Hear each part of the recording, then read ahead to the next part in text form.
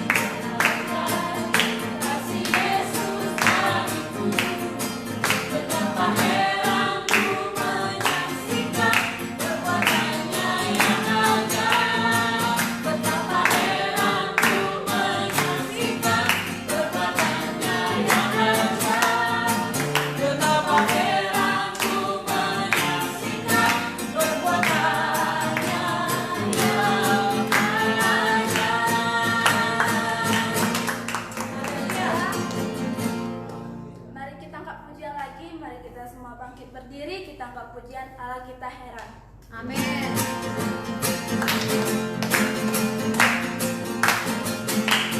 Allah kita heran dan besar.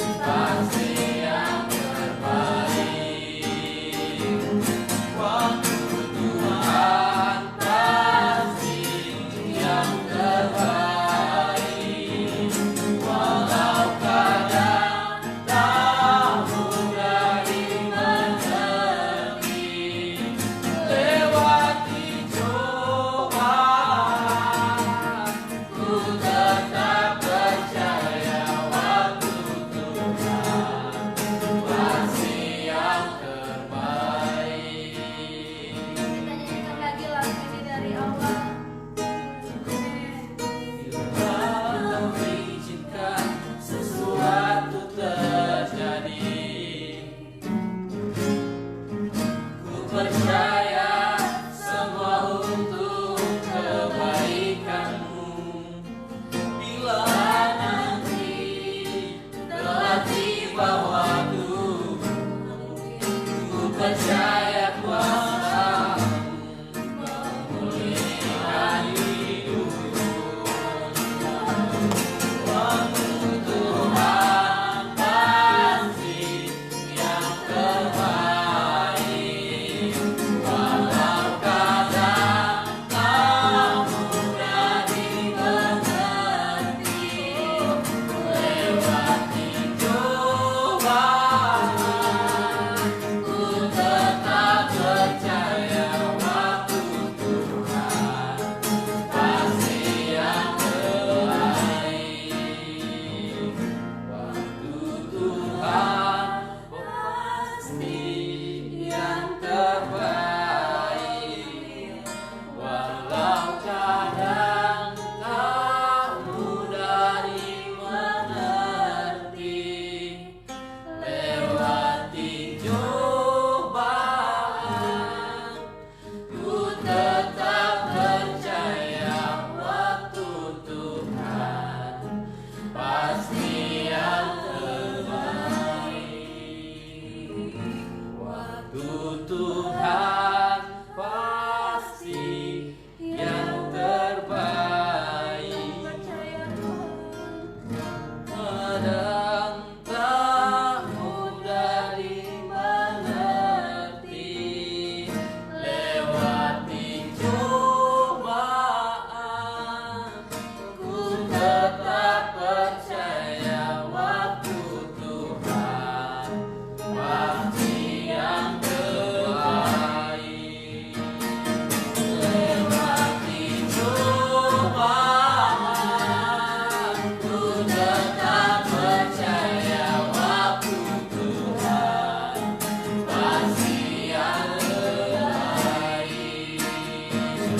Lewati cobaan, ku tetap percaya waktu Tuhan pasti yang terbaik. Haleluya. Tuhan engkau firman, haleluya Yesus. Kami sangat bersyukur Tuhan, kami boleh ada sebagaimana kami ada. Kami percaya ini karena kemurahan dan kebaikan Tuhan di dalam hidup kami. Kami boleh mengadakan ibadah pun saat ini. Kami percaya ini karena kebaikan Tuhan. Terima kasih untuk waktu yang terbaik. Kami boleh ada memuji memuliakan nama Tuhan. Baik kami yang ada di tempat ini, baik teman-teman kami yang ada di rumah masing-masing.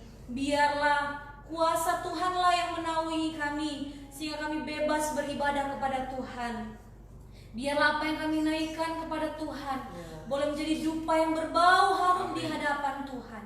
Dan saat tiba kami mau dengar suara-Mu, kami rindu Tuhan, bentuklah kami dengan firman-Mu. Urapi hamba-Mu yang akan menyampaikan isi hati-Mu. Urapi semua kami yang ada di tempat ini, bahkan rekan-rekan kami semua yang beribadah bersama-sama di rumah masing-masing. Tuhan, kami rindu Tuhan untuk menikmati segala berkat firman Tuhan. Oleh sebab itu pimpinlah ya Tuhan, dari awal pemberitaan firman Allah hingga selesainya. Biarlah benar-benar Tuhan kami boleh mendengar dengan baik, dan kami mau terima dengan baik, dan Roh Kudus yang memampukan kami untuk menjadi pelaku-pelaku firman-Mu. Terima kasih Tuhan, kami serahkan waktu ini, waktu pemberitaan firman-Mu, di dalam nama Tuhan Yesus Kristus. Haleluya. Amin. Selamat malam teman-teman yang dikasihi oleh Tuhan Yesus Kristus. Malam hari ini kembali kita berkumpul tetap di rumah masing-masing dalam ibadah pemuda dan remaja ya. Malam hari ini konsep ibadah pemuda remaja agak sedikit berbeda. Yang biasanya dilayani tunggal oleh hamba Tuhan, dan sekarang dilibatkan salah satu pemuda dan remaja untuk memimpin pujian Nanti ada waktunya giliran teman-teman siap-siap, nanti kalau nanti di WA atau di kontak telepon bisa siap untuk melayani. Nah, teman-teman yang dikasih oleh Tuhan Yesus Kristus, saya harap kita semuanya bawa Alkitab. Kalau bisa kita bawa juga catatan. Jadi apa yang menjadi berkat firman Tuhan yang bisa menguatkan iman kita, kita bisa tulis, ya. Kita bisa tahu nanti sewaktu-waktu kita baca ada pergumulan apapun dan kita mengingat, oh saya pernah mendengar firman Tuhan seperti ini, atau pernah mendengar ayat yang berbunyi demikian, kita bisa buka lagi catatan kita, dan firman itu yang selalu menguatkan kehidupan kita. Amin. Kita buka di Alkitab kita di dalam Lukas pasalnya yang ke-24. Lukas pasalnya yang ke-24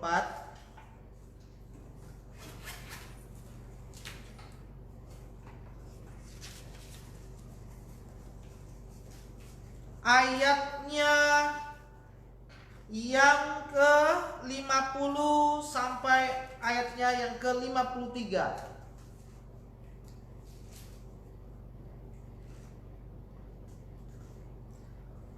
Lukas pasalnya yang ke-24 ayatnya yang ke-50 sampai ayatnya yang ke-53. Saya harap teman-teman membuka Alkitab, kita sama-sama membaca. Teman-teman bisa membaca dengan keras di tempat masing-masing. Saya bisa membaca di sini dan teman-teman bisa mendengarnya. Kenaikan Yesus. Lalu Yesus membawa mereka keluar kota sampai dekat Betania.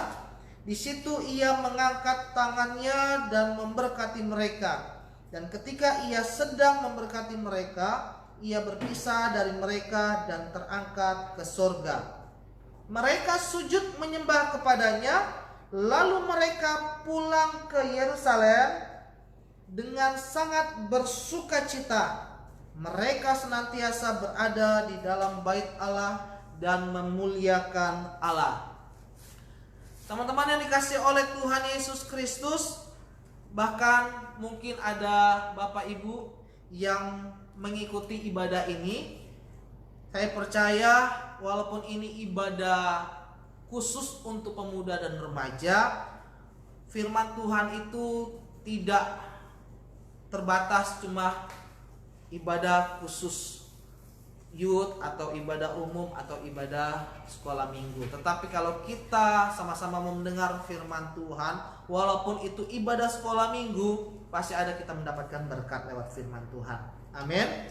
Nah, di dalam Lukas pasalnya yang ke-24 ayatnya yang ke-50 sampai ayat yang ke-53 dengan judul perikop kenaikan Yesus, ini adalah bagian terakhir di Injil Lukas.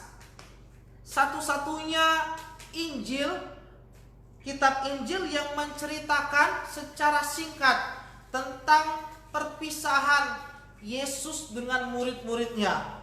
Pada waktu tersebut Yesus hendak kembali lagi, tugasnya sudah selesai di dunia ini, dia mau kembali ke surga dengan cara terangkat. Nah, dalam minggu ini kita akan memperingati kenaikan Tuhan Yesus. Biarlah firman Tuhan ini dapat juga menjadi kekuatan dalam kehidupan kita. Saya percaya kalau kita menyimak dengan baik firman Tuhan ini, kita akan mendapatkan berkat yang luar biasa secara rohani.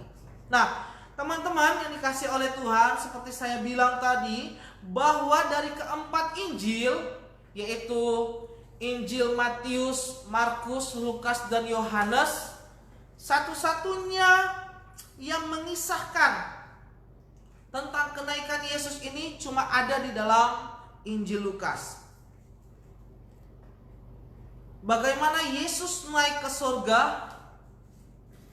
Kita sama-sama tahu bahwa saatnya tiba Yesus pergi ke kota di dekat Betania, ya. Di situ di dekat sebuah bukit Zaitun, di mana Yesus untuk berpisah dengan murid-muridnya, dia hendak kembali ke surga, meninggalkan murid-muridnya.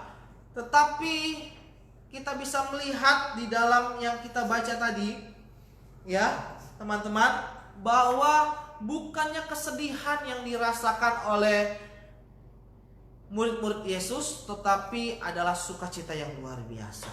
Padahal perpisahan yang terjadi, manusia secara normal, kalau yang namanya perpisahan pasti selalu mengalami yang namanya kesedihan, benar? Apalagi orang yang kita kasih dipanggil oleh Tuhan, pasti kita merasa kehilangan yang begitu mendalam, kita merasakan kesedihan. Nah, tetapi murid-murid Yesus selama 3,5 tahun dia mengikuti Yesus. Ketika Yesus hendak kembali lagi ke surga, terangkat ke surga, kita bisa melihat bahwa mereka, murid-murid ini kembali ke Yerusalem bukan dengan kesedihan, tetapi jelas di dalam ayat yang ke-52 dikatakan bahwa mereka pulang ke Yerusalem ya dengan sangat bersukacita. Nah, kenapa mereka bersukacita? Nah, malam hari ini kita bisa mengambil sesuatu lewat firman Tuhan ini. Di dalam ayatnya yang ke-50, Injil Lukas pasalnya yang ke-24 dikatakan bahwa lalu Yesus membawa mereka keluar kota sampai dekat Betania. Di situ ia mengangkat tangannya dan memberkati mereka. Jadi sebelum Yesus kembali ke surga, ya, murid-murid ini dibawa ke Bukit Zaitun karena adanya perpisahan antara Yesus dengan murid-murid. Nah, sebelum Yesus terangkat dikatakan bahwa Yesus mengangkat kedua tangannya dan memberkati murid-muridnya.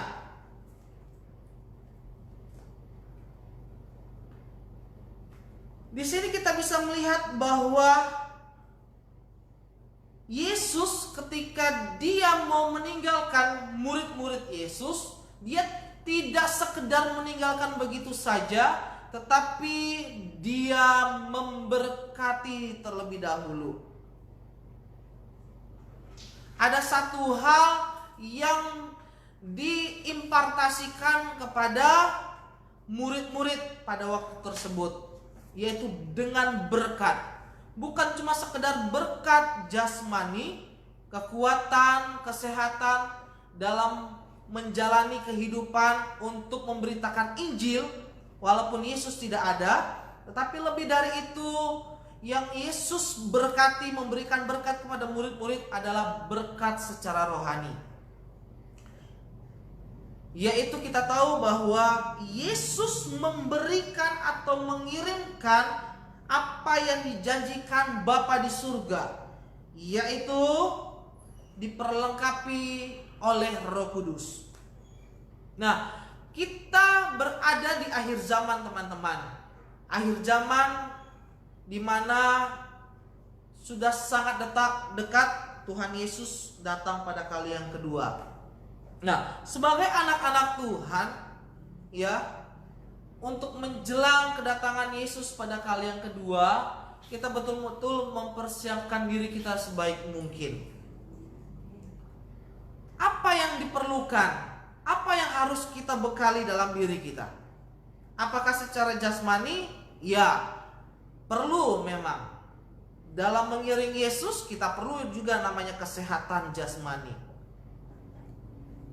Tetapi lebih dari itu, yang Tuhan mau adalah kalau kita masih diberikan kesempatan untuk hidup, kita harus dibekali atau diperlengkapi, ya, oleh firman Tuhan yang membuat diri kita semakin dewasa secara rohani. Nah, teman-teman yang dikasih oleh Tuhan, di dalam Yohanes pasalnya yang ke-14 ayatnya yang ketiga. Dan apabila aku pergi ke situ dan telah menyediakan tempat bagimu, aku akan datang kembali dan membawa kamu ke tempatku, supaya di tempat di mana aku berada, kamu pun berada. Katakan amin. Haleluya. Nah, jelas di firman Tuhan yang kita baca barusan, Yohanes pasal 14 ayat yang ketiga, dikatakan bahwa Yesus pergi untuk mempersiapkan tempat bagi setiap orang-orang yang percaya, bagi setiap orang-orang yang setia kepadanya, bagi orang-orang yang menjadi pengikut setianya Tuhan. Ketika Yesus mempersiapkan semuanya dan sudah selesai, dan pada waktu tersebut Dia akan kembali ke dunia untuk menjemput setiap orang-orang yang percaya. Amin. Yaitu Dia akan datang pada kali yang kedua. Nah, dalam ayat ini ada dua hal yang Yesus janjikan. Yang pertama, Yesus meninggalkan murid-muridnya pada waktu tersebut untuk menyiapkan tempat bagi murid-murid. Bayangkan saja, pada waktu itu murid-murid sangat bersuka cita karena mereka membayangkan bahwa betapa indahnya, betapa bagusnya tempat yang akan disediakan Tuhan di surga nanti. Makanya mereka tidak sedih, melainkan mereka bersuka cita karena Yesus kembali ke surga untuk menyiapkan tempat. Hal yang kedua yang kita bisa melihat bahwa dalam hal ini Yesus akan kembali menjemput setiap murid-murid, setiap orang-orang percaya, dan membawa orang-orang yang percaya yang sudah setia mengiring Tuhan ke tempat yang Yesus janjikan. Amin. Kenapa? Karena Yesus sangat mengasihi saya dan saudara. Makanya kalau kita tahu kita hidup di akhir zaman, walaupun kita masih muda, kita masih remaja, ya kita mau mengiring Tuhan dengan sungguh-sungguh. Amin. Kita mau mengikut Tuhan dengan sungguh-sungguh. Berdoa, beribadah, memuji, menyembah Tuhan dengan sungguh-sungguhlah teman-teman. Nah, bukti-bukti orang yang menantikan kedatangan Yesus yang kedua kali. Nah, ketika peristiwa kenaikan Yesus ke surga, ya, kalau kita melihat dari versi kitab Injil Lukas ini, ya, kita bisa melihat bahwa ada 3 bukti yang jelas terlihat dari hidup para pengikut Kristus di akhir zaman. Sekali lagi saya mau bilang bahwa saya akan menjelaskan yang saya baca tadi, yang kita baca semuanya di dalam kitab Injil Lukas pasalnya yang ke-24. Ya, ada 3 bukti dalam judul perikop kenaikan Yesus, ya, bagi para pengikut Yesus yang ada di akhir zaman. Nah, saya yakin bahwa kita semua merindukan Yesus datang pada kali yang kedua. Amin. Jelas firman Tuhan, Yesus yang datang pada kali yang kedua. Jadi jangan pernah mungkin teman-teman mendengar ya lewat YouTube atau lewat WA video yang dibagikan oleh teman-teman kalian bahwa ada Rasul Paulus yang kedua. Itu tidak benar, itu tidak alkitabiah. Nanti yang datang pada kali yang kedua menjemput setiap orang yang percaya itu adalah pribadi Yesus yang pernah datang ke dunia 2000 tahun yang lalu. Nah, pribadi itulah Yesus namanya akan juga datang pada kali yang kedua. Amin. Jadi jangan mau disesatkan. Mari kalau ada sesuatu yang merasa tidak sesuai dengan firman Tuhan, buang jauh-jauh pikiran tersebut. Kalau ada video-video tersebut, jangan di-sharekan kembali ke orang lain. Langsung hapus. Nah, teman-teman yang dikasih oleh Tuhan, kita melihat Yang pertama, satu bukti, yaitu tentang menanti kedatangan Yesus pada kali yang kedua, sesuai dengan judul perikop kenaikan Yesus. Yang pertama tentang sukacita.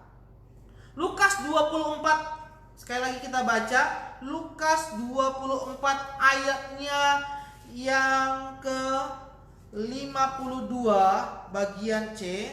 Lukas pasal 24 ayat yang ke-52 bagian yang C, dikatakan bahwa mereka pulang ke Yerusalem dengan sangat bersukacita. Haleluya. Apa yang menyebabkan murid-murid itu bersukacita?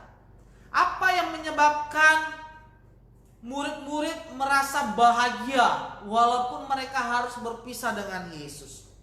Walaupun mereka harus ditinggalkan oleh Yesus. Saya rasa waktu 3,5 tahun waktu yang tidak sedikit untuk merasakan kenangan-kenangan apapun yang dilakukan oleh Yesus bersama dengan murid-murid. Pastilah ada keadaan sedih, tetapi murid-murid tetap mengambil sikap, mengambil respon untuk mereka berbahagia, bersukacita. Nah, ini kita mau pelajari kenapa mereka bisa lakukan hal tersebut. Ternyata yang Yesus janjikan kepada mereka, murid-murid, kalau kita melihat di dalam Kisah 13 ayatnya yang ke-50 sampai ayatnya yang ke-53, walaupun di dalam aniaya pun murid-murid dikatakan tetap bersukacita. Karena apa? Karena ada pribadi Roh Kudus yang diam bersama dalam kehidupan mereka. Kita percaya bahwa zaman ini adalah zaman roh, yaitu di mana Roh Kudus ada bersama dengan orang-orang yang percaya, dengan orang-orang yang beriman, yang mengaku Tuhan Yesus dan percaya dalam hatinya bahwa Yesus Kristus adalah Tuhan dan Juru Selamatnya. Jadi kalau kita mengalami apapun hari-hari ini dalam situasi kondisi seperti ini, yang kita ambil bukanlah kesedihan, merengut, tidak bahagia, cembetut, bukan seperti itu, tetapi belajar untuk bersukacita, belajar untuk berbahagia.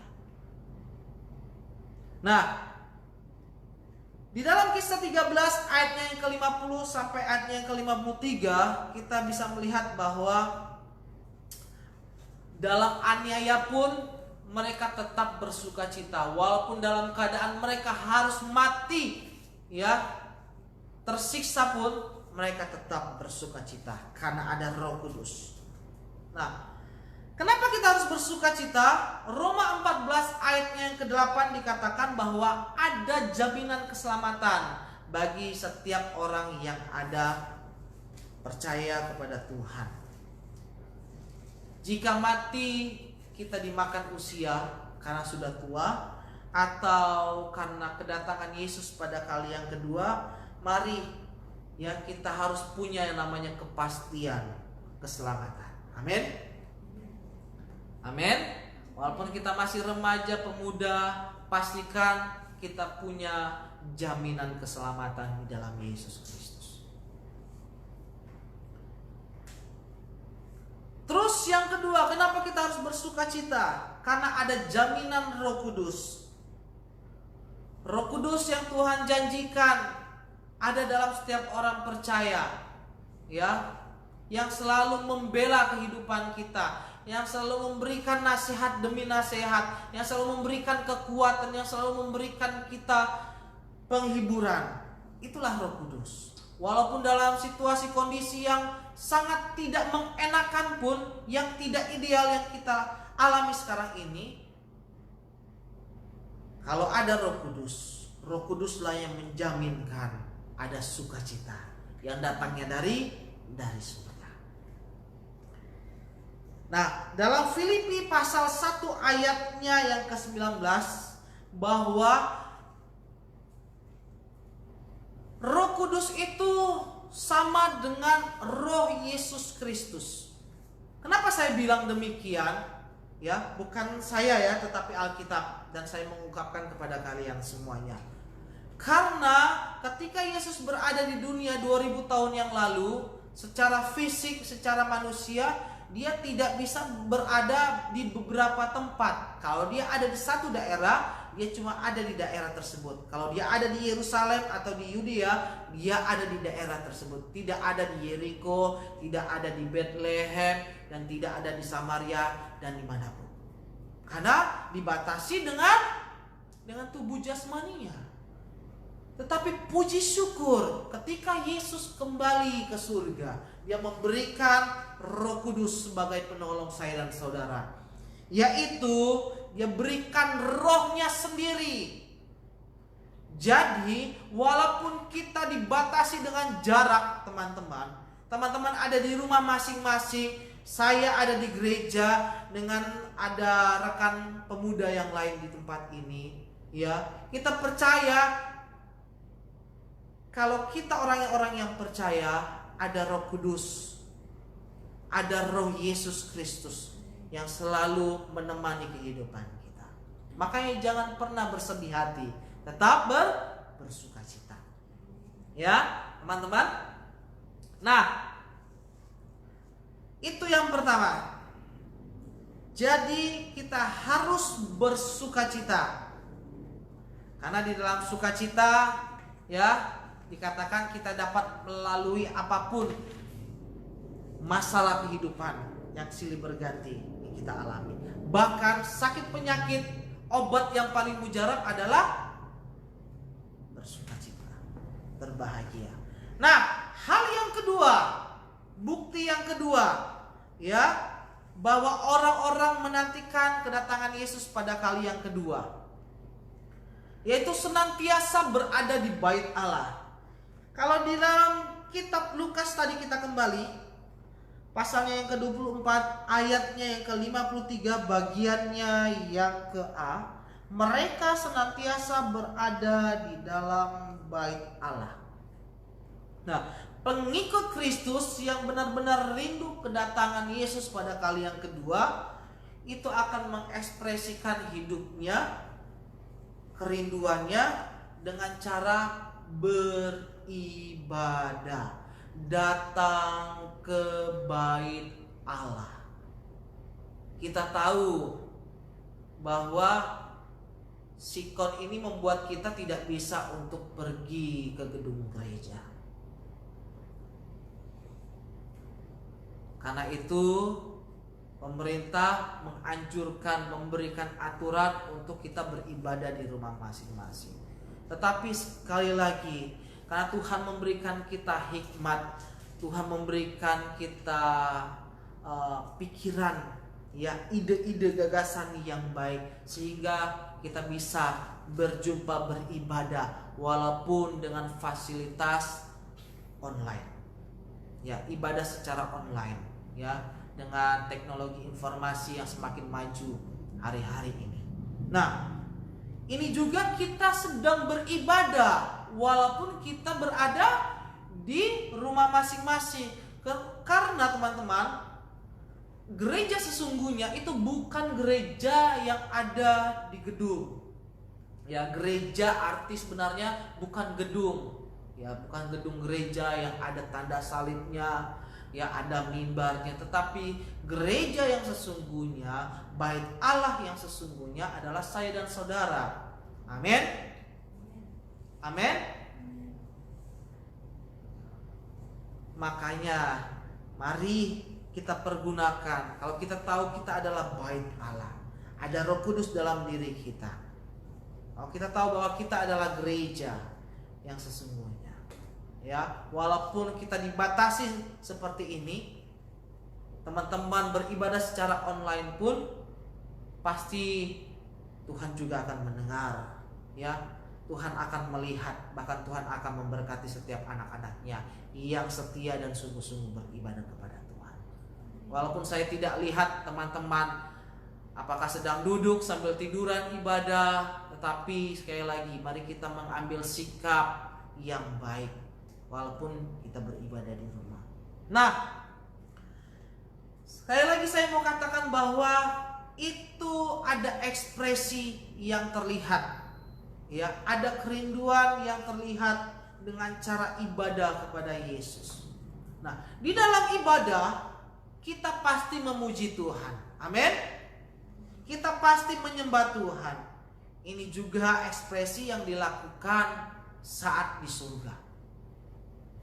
Ketika kita akan kembali, ya, kalau waktunya Tuhan memanggil kita hari-hari ini dengan cara meninggal, mati, atau ketika Tuhan Yesus datang pada kali yang kedua, ya,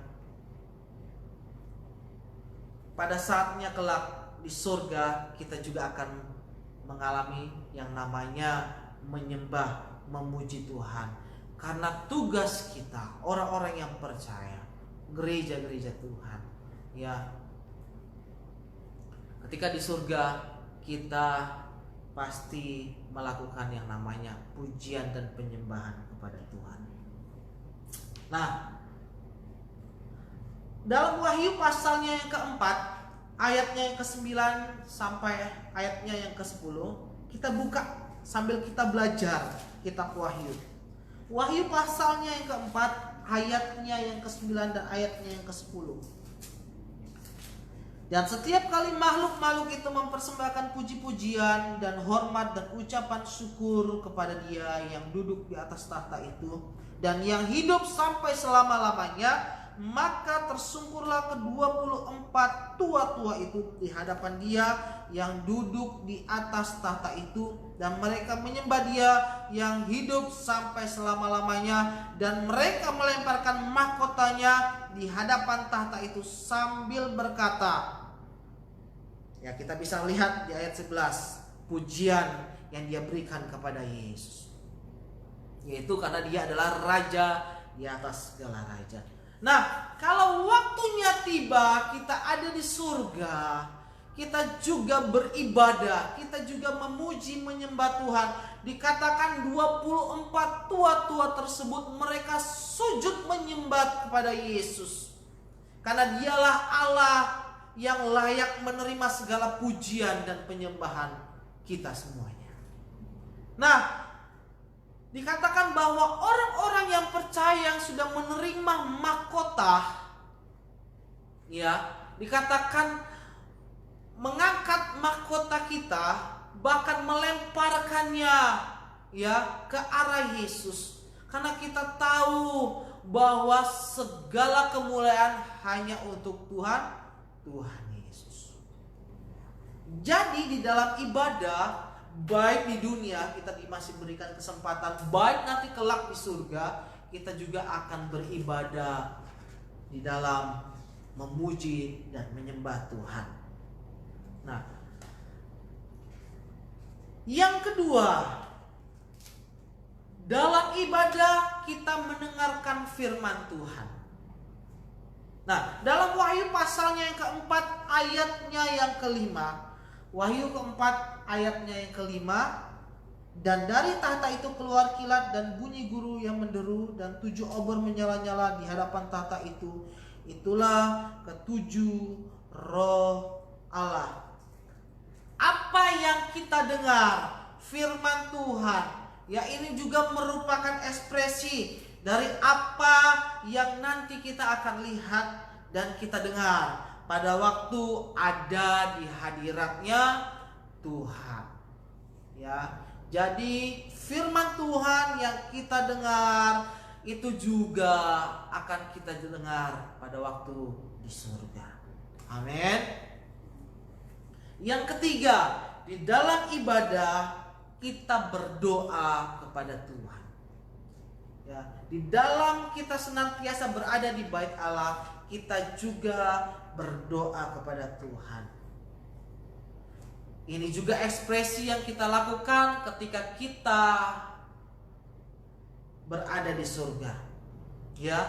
Kita akan mencurahkan seluruh kebanggaan kita, seluruh kekaguman kita, seluruh ekspresi sukacita karena ketemu Yesus, seluruh kemesraan yang kita berikan kepada Tuhan, ya, karena Yesus adalah kekasih jiwa kita, itu lewat doa.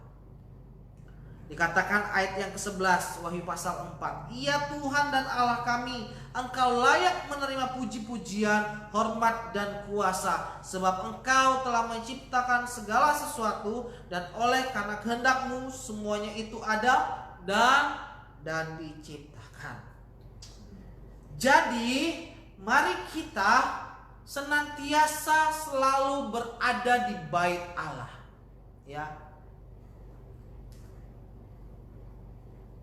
Walaupun kita memulaikan hari demi hari, mulaikan aktivitas kita, bangun pagi, bahkan sebelum kita mau istirahat malam, mari kita mau terus beribadah kepada Tuhan, ya. Memuji Tuhan, menyembah Tuhan, membaca, mendengarkan firman Tuhan, bahkan kita berdoa. Hubungan kita pribadi dengan Tuhan. Nah, teman-teman yang dikasih oleh Tuhan, mari kita sungguh-sungguh. Saya ajak kita semua belajar untuk serius kalau ibadah. Tidak lagi ada kata main-main, atau ya lempeng-lempeng aja. Yang penting ibadah kok. Kak Fian, Kak Ingrid nggak tahu, kami yang ada di sini hamba Tuhan tidak tahu apa yang kalian lakukan. Tetapi saya yakin dan percaya kalian punya sikap yang baik ketika beribadah, ya. Di dalam memuji Tuhan, mendengarkan firman Tuhan, bahkan di dalam kita berdoa, kita punya sikap, punya respon yang baik ketika kita beribadah.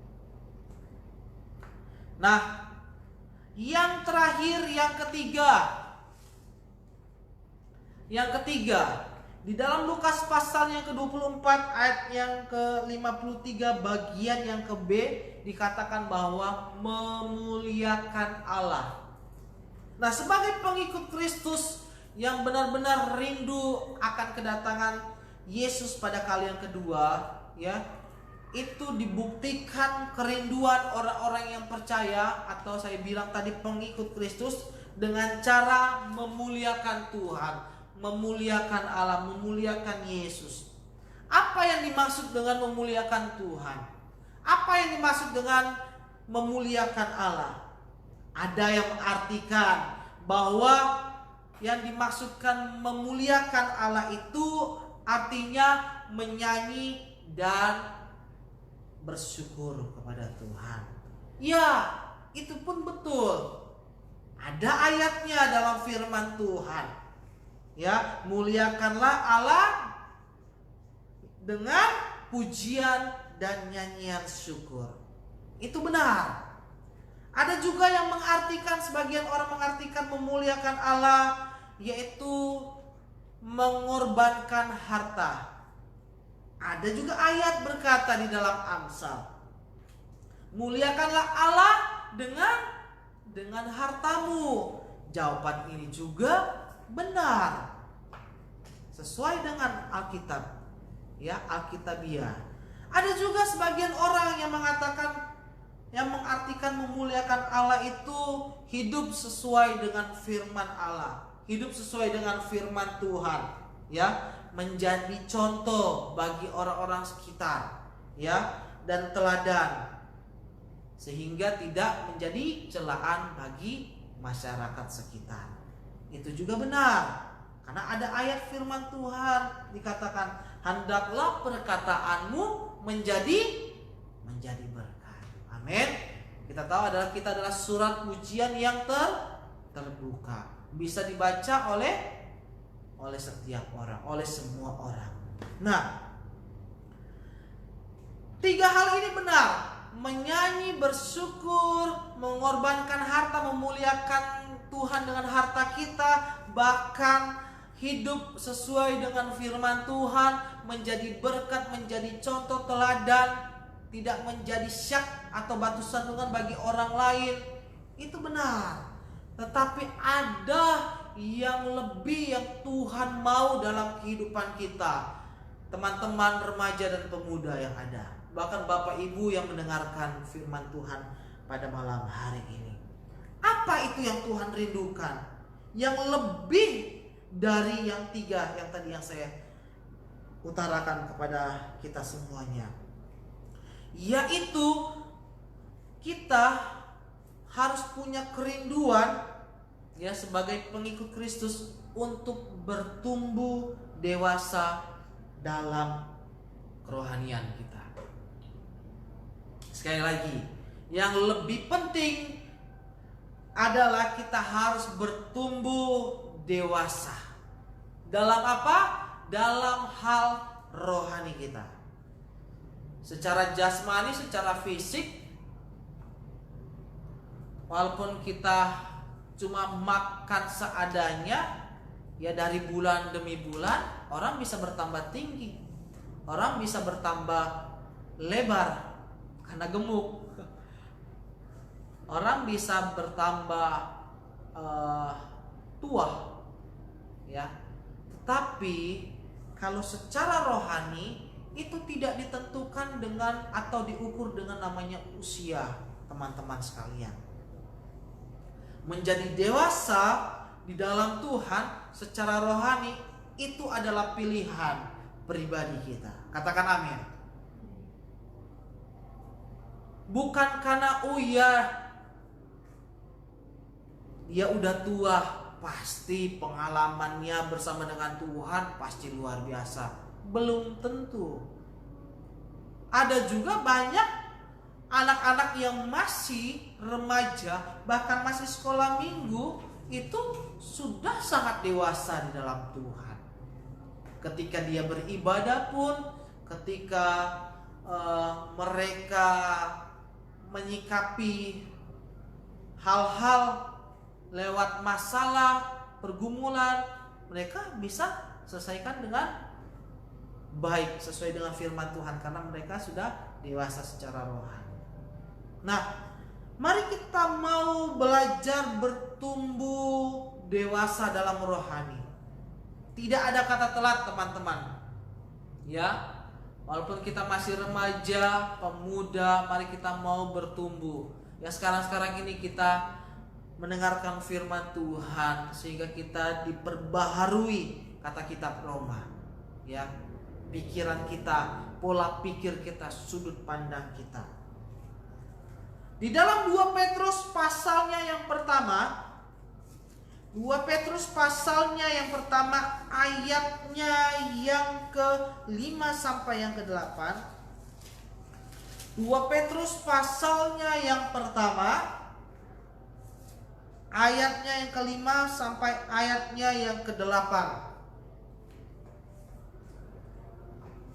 Mari kita menyimak Alkitab kita. Saya bacakan bagi kita semua. Justru karena itu kamu harus dengan sungguh-sungguh berusaha untuk menambahkan kepada imanmu kebajikan, dan kepada kebajikan pengetahuan, dan kepada pengetahuan penguasaan diri, kepada penguasaan diri ketekunan, dan kepada ketekunan kesalehan, dan kepada kesalehan kasih akan saudara-saudara, dan kepada kasih akan saudara-saudara kasih akan semua orang. Nah, ini adalah tingkatan untuk kita bertumbuh menjadi dewasa secara rohani. Nah, Rasul Petrus berkata bahwa mari kita berusaha sungguh-sungguh, ya, untuk menambahkan kerohanian kita, ya, yaitu dari hal tingkat yang paling terendah, yaitu iman kita. Iman percaya kepada Yesus Kristus.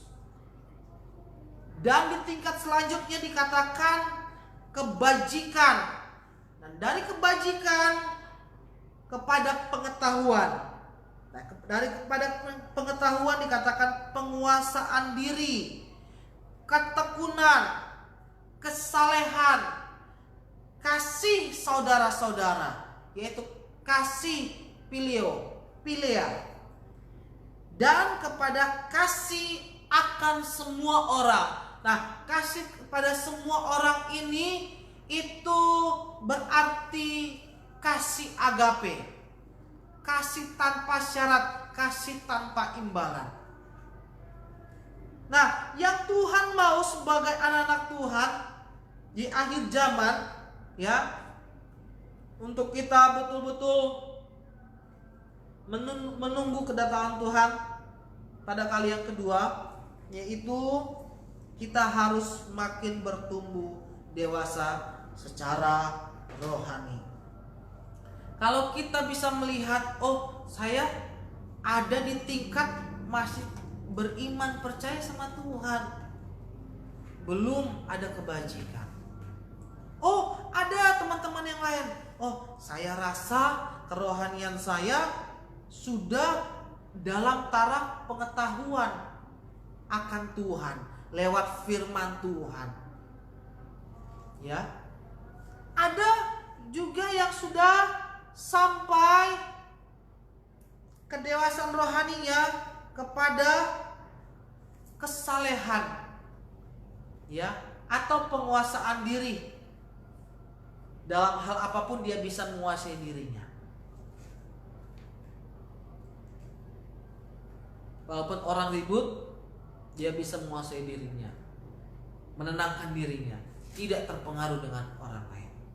Kalau orang melakukan hal yang tidak baik, dia bisa menguasai dirinya. Nah, setiap kita berbeda-beda tingkat kedewasaan kita bertumbuh secara rohani. Dan sekarang tidak ada kata terlambat bagi kita semua untuk selalu semakin serupa dengan Kristus. Bapak Gembala sering katakan bahwa sampai kita menuju, ya, kepada keserupaan karakter kita dengan Kristus. Kita sama seperti Yesus. Sehingga kita menjadi gereja yang sempurna. Gereja yang sempurna itu ada dua hal, yaitu yang pertama dia penuh dengan firman Tuhan, yang kedua dia penuh atau terisi full dengan Roh Kudus. Nah, dua hal ini yang akan meluputkan kita dari mata si ular tersebut, yaitu antikristus, iblis tersebut. Kita akan disingkirkan karena kita penuh dengan firman Tuhan dan Roh Kudus. Amin. Mari saya mau ajak kita semua, teman-teman yang mendengar pada malam hari ini, ya, sekali lagi biarlah kita pergunakan waktu ini dengan sebaik mungkin. Pergunakanlah waktu yang ada, karena hari ini adalah hari-hari yang sangat jahat. Dikatakan bahwa hidup orang pada akhir zaman yaitu lebih mementingkan dirinya sendiri kebanding lebih mementingkan orang lain. Nah, sebagai anak Tuhan kita mau belajar, ya, untuk peduli akan lingkungan kita. Kita mau pergunakan waktu kita sebaik-baik mungkin. Karena sebagai pengikut Kristus, kita rindu, ya, pada waktu kedatangan Tuhan pada kali yang kedua, ya, Tuhan melihat bahwa kita menjadi dewasa di dalam Tuhan. Kita siap menjadi mempelai wanitanya Kristus. Karena orang yang dewasalah yang akan nanti menjadi mempelainya Kristus Yesus. Sekali lagi, bukan berbicara tentang umur, bukan berbicara tentang usia, tetapi pengalaman kita dengan Tuhan. Ya, kita bersuka cita dalam segala situasi kondisi karena ada Roh Kudus, karena ada Roh Yesus Kristus. Yang kedua, selalu senantiasa berada dalam bait Allah, beribadah kepada Tuhan, walaupun dalam kondisi seperti ini tidak meluputkan kita untuk beribadah kepada Tuhan, kecuali kalian mencari alasan untuk tidak beribadah. Nah, itu beda. Ya. Saya melihat ada satu video, teman-teman. Ada teman saya bagikan di WA, itu terjadi di Cina. Kita tahu negara Cina adalah negara komunis yang susah untuk kita ada Alkitab. Nah, orang yang percaya dan menerima Yesus Kristus, orang-orang Cina, ya, di dalam video tersebut, ini Alkitab tidak utuh lagi, sudah jadi beberapa bagian, dan mereka karena sangat rindunya, hausnya untuk mempunyai hubungan yang dekat dengan Tuhan, untuk bertumbuh rohani mereka menjadi dewasa di dalam Tuhan. Dengan Alkitab yang sudah dibagi menjadi beberapa bagian, karena mereka harus bagi-bagi, karena Alkitab itu terbatas dan mereka tidak leluasa di jalan mereka bisa baca. Enggak, bukan seperti kita. Kita bisa leluasa, kita bawa Alkitab. Sedangkan kita leluasa bawa Alkitab, kita nggak pernah bawa Alkitab ketika kita pergi ke gereja. Yang kita andalkan adalah gadget handphone kita. Nah, beda di Cina. Mereka sangat rindu untuk membaca firman Tuhan. Ya, Alkitab secara fisik mereka bawa. Mereka baca, mereka rindu, mereka berdoa, itu pun di dalam keadaan mereka sembunyi. Jangan sampai ketahuan oleh tentara-tentara Cina yang ada. Begitupun harusnya kita, anak-anak Tuhan. Ya, di akhir zaman mari kita mau bertumbuh di dalam pengenalan akan Dia. Amin.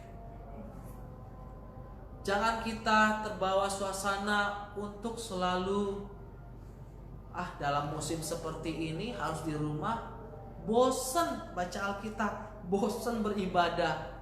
Udah sekali-sekali gak usah beribadah. Ataupun kalian beribadah, ya yang penting bisa dilihat kok.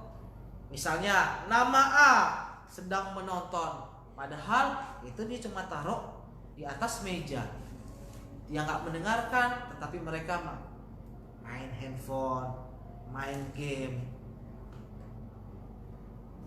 Mari belajar untuk kita punya kerinduan yang mendalam, haus untuk punya relasi yang baik dengan Tuhan, punya hubungan yang baik dengan Tuhan. Sekali lagi, lewat firman Tuhan dan Roh Kudus-Nya. Kiranya firman Tuhan ini membuka pemikiran yang baru dalam diri kita. Karena kita tahu bahwa kita sudah hidup di akhir zaman, teman-teman. Kejadian ini pun saya rasa ini adalah Tuhan punya kendali. Kalau kita melihat dalam firman Tuhan, sebelum Tuhan datang pada kali yang kedua, Dia tidak akan datang pada kali yang kedua sebelum ada tanda-tanda yang menyertai yang akan terjadi. Dan inilah penggenapan firman Tuhan. Kita tahu pandemi ini terjadi di seluruh belahan dunia ini. Di setiap negara-negara mereka bergumul untuk mengatasi, menangani kasus ini. Nah, respon kita sebagai anak-anak Tuhan, sebagai pemuda dan remaja, ya, mari gunakan kesempatan ini lebih sungguh-sungguh lagi, lebih maksimal lagi untuk dekat kepada Tuhan. Mari terus galakkan saat teduh kalian. Kalau kalian sudah tidak lagi baca Alkitab, bolong-bolong, misalnya hari Senin baca, baru hari Kamis lagi baca, Senin Selasa tidak baca. Mari galakkan baca Alkitab. Yang dulunya cuma doa 2 menit, sekali kita berdoa, kita doa 5 menit. Tapi doa yang berkualitas. Begitu juga beribadah, ya. Dan kelak nanti Tuhan datang pada kali yang kedua, ataupun kita dipanggil Tuhan, dalam arti kita meninggal pun, kita tahu posisi kita ada di mana, yaitu ada bersama dengan Tuhan. Amin. Tutup Alkitab kita.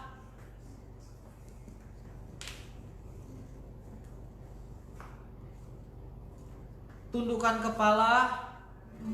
Kita sejenak kita mau kembali merenungkan firman Tuhan ini. Mungkin firman Tuhan ini terbatas oleh uraian yang diberikan oleh hamba Tuhan. Tetapi saya percaya bahwa ada pribadi Roh Kudus dalam setiap diri orang-orang yang percaya, yang akan meremahkan firman Tuhan ini dalam kehidupan kita, sehingga kita punya kerinduan, kita punya semangat yang baru untuk kita datang kepada Tuhan. Tuhan, inilah hidupku, Engkau tahu hidupku hari-hari ini. Mungkin kalian merasa bosan di rumah aja, apapun di rumah, jenuh, mengalami kejenuhan. Tetapi sekali lagi,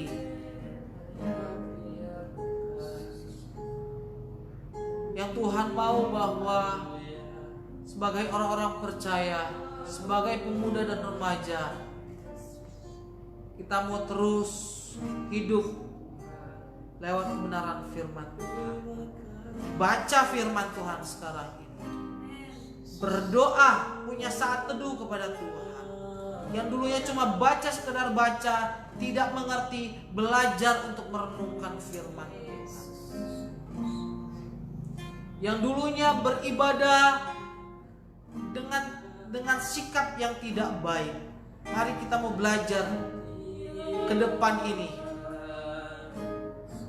beribadah dengan sikap yang baik, dengan sikap yang sopan, selayaknya kita beribadah di gedung gereja. Saya yakin dan percaya bahwa Roh Kuduslah yang akan menolong kehidupan kita semuanya, yang akan menasehatkan kehidupan kita. Bahkan ada hal-hal yang salah Dia ingatkan. Karena sekali lagi, fungsi Roh Kudus yaitu Dia mengingatkan. Bahkan kalau kita salah, Dia beritahu.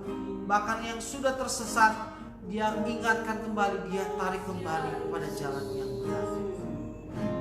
Haleluya Yesus. Mari kita sejenak untuk menyembah Tuhan. Kita katakan terima kasih Tuhan, bahwa Tuhan sangat baik dalam kehidupan kami. Walaupun Tuhan sedang menyiapkan tempat kami di surga, Engkau tidak meninggalkan kami begitu saja, tetapi Engkau memberikan Roh-Mu, Roh Kudus, yaitu Roh Yesus Kristus, ada dalam setiap hati orang percaya, yang menjadi jaminan kami semuanya untuk kami bertumbuh dewasa secara rohani. Oh Yesus, terima kasih Tuhan. Terima kasih Yesus, Engkau sungguh baik. Haleluya, haleluya. Oh Yesus. Haleluya, haleluya, haleluya. Terima kasih Tuhan. Terima kasih buat kebenaran firman-Mu. Hamba-Mu terbatas dalam menyampaikan firman-Mu, tetapi Engkau sendiri yang memberikan pengertian yang baru.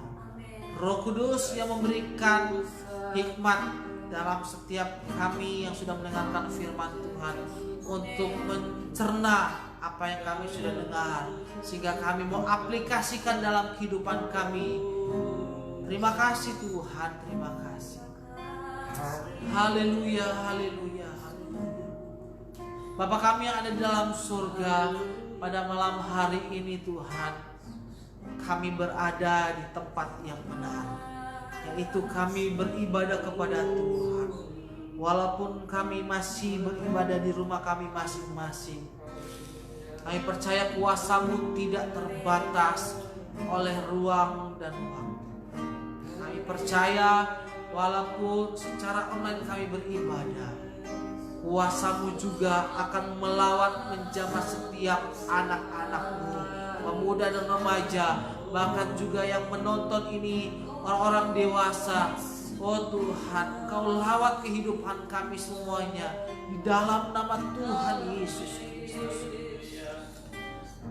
Setiap pujian penyembahan kami yang kami sudah bawa ke dalam hadirat Tuhan, biarlah itu sebagai dupa yang harum, yang menyenangkan bagi nama Tuhan.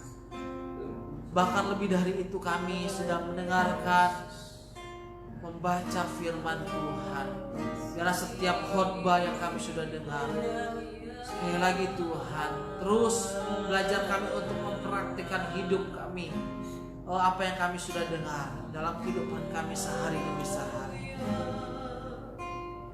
Kalau kami mengalami pergumulan, permasalahan, persoalan hari-hari ini, seakan-akan kami tidak ada jawaban Tuhan.